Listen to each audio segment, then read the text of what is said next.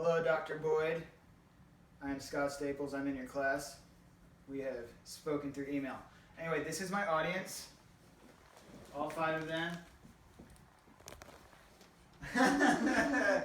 And this is the sermon. Okay. So before we go into the sermon, we were given a prompt to this. This is a situational sermon. So the context in which I will be preaching is the church you serve as pastor is going through some very difficult financial times. As a result, the leadership has had to make some very difficult choices concerning cutting programs and staff. Some members left as a result, making the situation even more difficult. Yet some informative discussion begins to happen concerning the true nature of the church and its mission. What is the church really? Is it programs run by paid staff? Is it the ministry of the church's members? How does the church measure success? What do we say to those who want more or different programs than we can provide? This week, the church is looking to you for words of guidance. That's where we are. Okay. And I will start my time now. When I was about 23 years old, at my dad's church, we were actually going through a similar circumstance. We had to let go our associate pastor because we didn't have the funding to keep him on. There's some other stuff involved, but that was essentially it. Now, he was a dear friend to many. He mentored me in many ways, and feelings were hurt, and blame was cast, and people left the church. The fact of the matter remained. We did not have the resources available to us to keep him on his staff. There were a lot of what ifs or if onlys thrown around. However, it didn't change anything. There are a lot of things that I remember about this situation. There were a lot of tears. There was a lot of yelling. But one thing I don't remember is any talk about how to move forward in this circumstance. So there has been a lot of very hard times in our church as of late. We may feel like we don't know which way to go. We have our own financial difficulties. Programs have been cut and staff members have been let go. Because of this, some of our own members of our church, people we hold dear, have left to go worship at other places. Some of us are hurt. Some feel betrayed. Some of us may be thinking that if we had the finances, maybe we could have our church function as usual. I'm going to make this very clear. This is not a sermon on tithing or giving. There is no prescriptive way described in the New Testament on how we are supposed to give. You're supposed to give. That's all I'm going to say on that matter. But God has put us in this particular situation. And we have to figure out a way to faithfully move forward while grieving our loss and being faithful to the call that God has given as our own particular mission of this local church. And I'd like to see if maybe we can find some hope through a story about Peter and through the example of Pablo Picasso. So, with that being said, I'll be reading from John 21:15 through 17.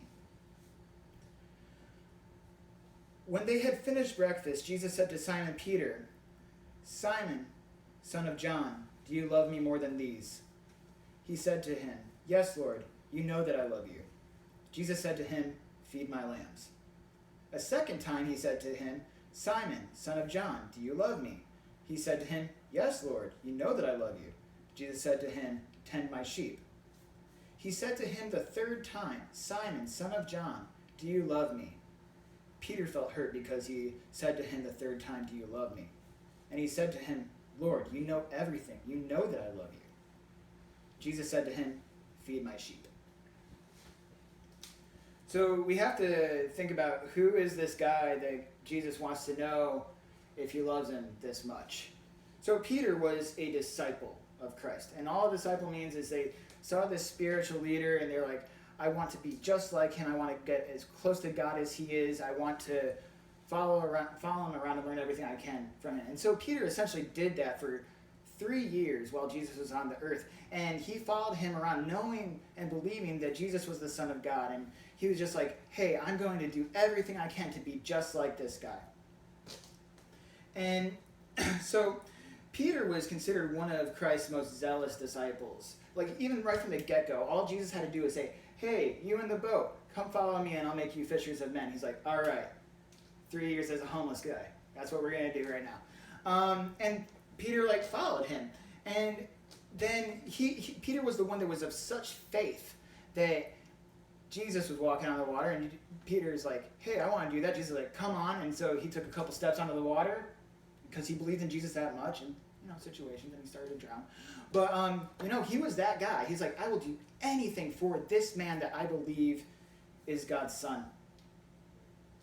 And then, after being a disciple of Christ for a while, Jesus revealed that he himself would suffer and die, and that all of his followers would scatter. And of course, Peter, being the zealous one that he is, was like, no, not me.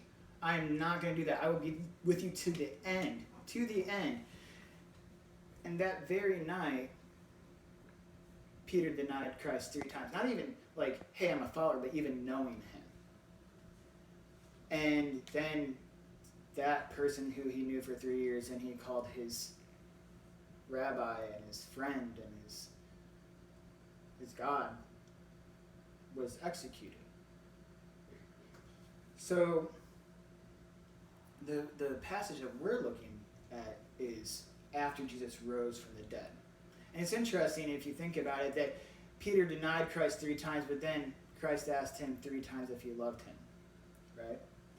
Now, there's a lot that gets lost in translation from Greek to English. And one of the things that gets lost in translation is just basic meaning of words. I believe English to be a very flat language. Like, for example, I use the same word love to describe my relationship with my wife. I say, I love Lindsay. I use that same word to relate my relationship with comic books. I love comic books. Not the same thing. So during this time, Jesus asked Peter, Peter, do you love me? And the word he uses is agape. And the word agape is a love, and it's a love that is self-giving, expressed ultimately in willingness to lay down one's life for another. This is a big-time kind of love. So Jesus says, Peter, do you agape me? And Peter goes, yes, I phileo you. And that word means, like, a brotherly type of love. I mean, Philadelphia, whatever. And so he's like, do you love me so much that you would give your life for me? And he goes, yeah, I love you like a brother. Not exactly the same thing. So Christ asked Peter that twice, the agape thing. And then Peter responds twice with phileo. But on the third time, Christ goes, Peter, do you phileo me? Do you love me like a brother? And he goes, yes, I love you like a brother. And there are scholarly debates about why he uses this word change. But my personal belief is that he's like, Peter, do you love me enough to lay your life down for me? And he's like, no, but this is what I got right now. And he's like, all right, I'll take that for now. So the reason Jesus wants to know if Peter loves him is because Jesus has a plan for Peter. Peter is supposed to feed and take care of and tend and lead his lambs, his Christian followers. That's what he calls us. We're sheep. And I can only imagine what Peter must have felt. Peter was not what a lot of us would consider a safe bet when it comes to church leadership. He was impulsive, a loudmouth, he was brash. He was the person who said that he would never deny being a follower of Christ and then went ahead and did it anyway. Peter might himself, upon introspection, might have been like, yeah, I'm pretty much all talk. But when the rubber meets the road, I got nothing. You know? And so this was the person that Christ said was going to lead the church. And the funny thing is that Christ actually knew this long before, and he actually said it to Peter himself. The very reason Peter is called Peter is because of his future role of the church. In Matthew 16:17, Matthew says, "And Jesus answered him, 'Blessed are you, Simon Bar-Jonah, for flesh and blood has not revealed this to you, but my Father who is in heaven. And I tell you, you are Peter, and on this rock I will build my church, and the gates of hell shall not prevail against it.'" His name used to be Simon. And then Christ was like, "No, your name's Peter because I'm going to build my church on you." And Peter, Petros, actually means rock. And so God called him to be the rock on which he would build his church. And he was supposed to lead Christ's lambs and all of this. And he was supposed to spiritually lead these lambs as well. And the thing is that Peter did live a life devoted to Christ. Jesus asked Peter if he loved him enough to die for him. And eventually, he did. Peter preached the word in the Roman Empire of Jesus to thousands of people. He healed people in the name of Christ. He was jailed. He even wrote a couple of the books that we as Christians believe is Holy Scripture. He stood as a witness before the religious leaders of the day under threat of imprisonment and even death. And Peter eventually did die for the name of Christ. Tradition tells us that he died in a manner very similar to that of Christ. So, am I trying to say that in our certain circumstance, like the way in which we solve this is to go out and get killed for Jesus? I am not saying that. Please do not take that from this message. However, I am saying that we can learn something from Peter. He was an extremely flawed human being. Many of us can relate to this. We, as a church, may feel flawed right now. We, as a church, are trying to figure out how to move forward under these circumstances. We, like Peter, need to remember that we are called to something particular. Church is not a once-a-week gathering. It's not the staff that we have. It's not the ministries that we run. It's not the opportunities for advancement in the church that defines us. It is the kingdom of God on this earth. Our job is to cultivate the kingdom and to spread the kingdom. Now, the kingdom of God is just like all believers for all time, everywhere. That's what the kingdom is. Big word, very simple meaning. Now, the World Council of Churches defines the mission of the church as the mission of the church in the power of the Spirit is to call people into communion with God, with one another, and with creation. Love God, tell everybody about it, be good to everyone. That's essentially it. Then the church, big C, is called to offer to the whole of humanity and creation the fullness of life and reconciliation, justice, and peace as the ultimate objective of her existence, of her very nature. I think that this is a very good definition of what the church, global church, is called to do. But what does that actually mean for our little congregation in this neighborhood? What does that mean for us? We've had programs cut, we've let staff go, and church members have left. And it may seem that any kind of function may be impossible. However, we must remember, like Peter, even when we are at our weakest, God has a purpose for us. Now, at this time, I'd like to switch gears a little bit and talk about Pablo Picasso. Pablo Picasso is a painter, and he is world famous. However, he was not always world famous. During 1901 to 1904, he painted a series called the Blue Period. And the reason for this is because he used primarily the color blue and very little else. And he was inspired to do this because it was an emotional outlet for him, because something very tragic in his life happened, and he needed some way to get that out onto canvas, he used canvas for that. When he was actually painting the series, he didn't have very much success selling it, but he just kept painting and painting and painting. And then because he wasn't just a painter, he was an artist. It was like in his blood, it was in his very nature to do this thing. along the way, he dabbled in certain things, and he eventually co-founded the art form that we know as Cubism and other styles of contemporary art. He's considered one of the founders of modern art as we know it. So as people began to take notice of him, people went back through his catalog and saw the Blue Period. And the raw emotion that was on the canvas spoke to people in an existential way. Picasso had very little success with the Blue Period at first. But now they are some of the most famous paintings in his catalog, and if not the world. When I was in college, we had a guest speaker for class one day, and we were allowed to ask him questions and stuff. I have no idea what this guy, I cannot remember what he was talking about. However, one of my classmates asked him, what do we do when we want to start a program, but we don't have the people in our church to run a program because they lack this certain skill set? Do we hire from the outside? And he said, paint with the colors that you have. And that really spoke to me. If you don't have red, don't plan a picture that involves red. If you only have purple and pink, see what you can do with it.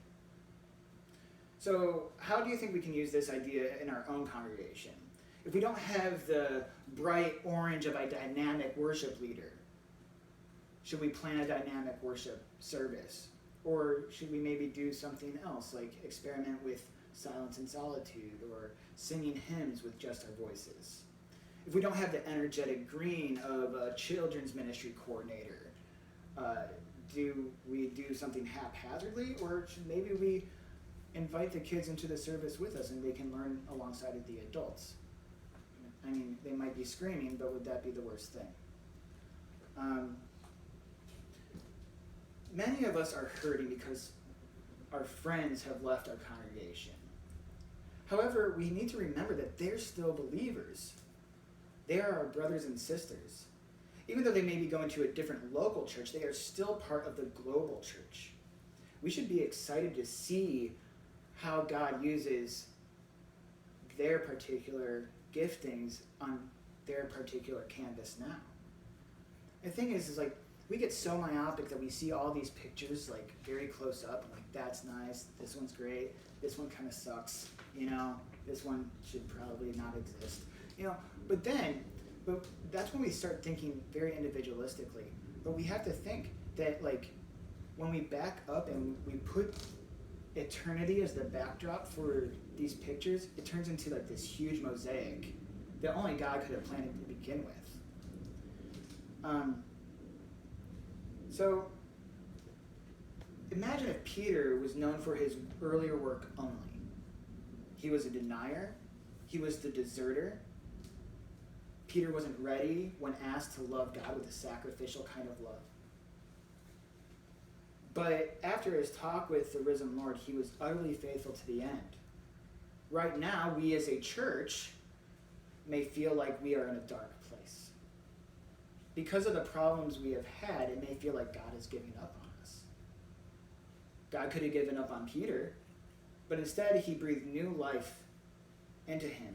Instead of looking at this time as a time of uncertainty, let us look forward to the things that God has in store for us. We can take this time to grieve, but we must move on in our mission to make God known to the world and to cultivate a faithful witness to the community around us. God has given us certain colors to paint with. Maybe in the future he'll add a couple colors here and there. And right now I might think that we might feel like our brushes are broken. But for right now, we must start the work. He has the perfect painting in mind for us and for those who have left. We're going to thank God that he wants to use us and them in the way that he has planned. We can choose to remain in a stagnant and